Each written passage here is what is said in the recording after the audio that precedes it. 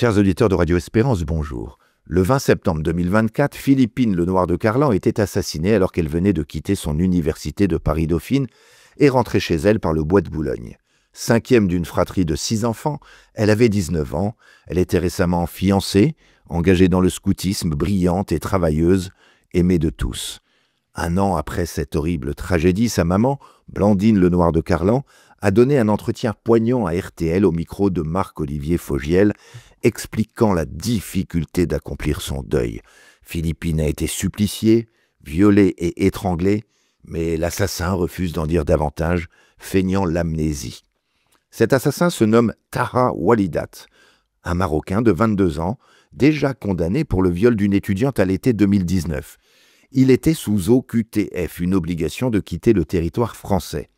Après 2 ans de prison, il a été placé en centre de rétention administrative, étape préalable à son expulsion. Mais il en est sorti, à la suite de la décision d'une juge des libertés, et il a été assigné à résidence dans un hôtel avec une obligation de pointer à la gendarmerie. Il ne fera ni l'un ni l'autre, et il aura fallu 8 jours pour que des recherches soient engagées. Trop tard pour Philippine. Cet aspect du dossier est abordé bien sûr par Marc-Olivier Fogiel, lequel évoque notamment les affiches qui avaient fleuri sur les murs il y a 1 an. Elles n'étaient pas une initiative de la famille, ces affiches, et elles disaient « Philippine, 19 ans, tuée par un migrant marocain sous OQTF, déjà condamné pour viol ». Fogiel pose alors la question « Vous les compreniez, ces affiches qui finalement stigmatisaient les OQTF ?» Madame de Carlan répond « Mais on ne stigmatise pas les OQTF, là c'était lui. Les autres n'ont rien à faire en France par la loi, mais là c'est lui qui n'avait rien à faire là. » Fin de citation. Fogiel lui demande si elle estime qu'il y a eu des défaillances, et la maman répond « Franchement oui, la juge qui l'a libérée a lu le texte comme elle voulait le voir. » La maman parle ici probablement du texte de loi cité pour motiver la décision judiciaire. Trouvez-vous que l'État est laxiste par rapport à ces OQTF, questionne Marc-Olivier Fogiel. Et Madame de Carlan répond « Laxiste, c'est peut-être un peu sévère pour tous ceux qui font bien leur travail.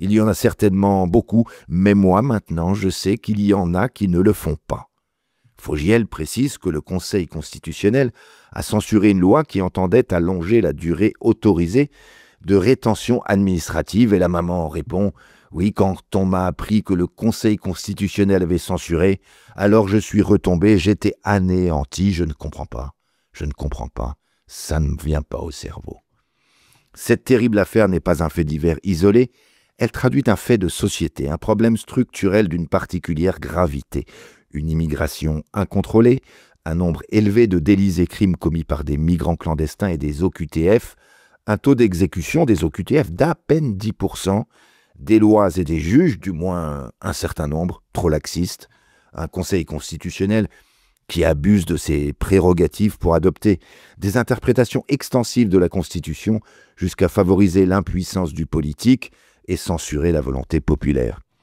Philippine mérite assurément l'hommage qui lui est publiquement rendu par sa maman, et cette affaire mérite d'être politisée, c'est-à-dire d'entrer légitimement dans le champ du débat public. Il ne s'agit pas ici d'instrumentaliser une tragédie et la douleur des victimes, mais de dénoncer une avarie tragique de notre appareil législatif, judiciaire, répressif et constitutionnel. Assurément, nous ne pouvons plus continuer ainsi.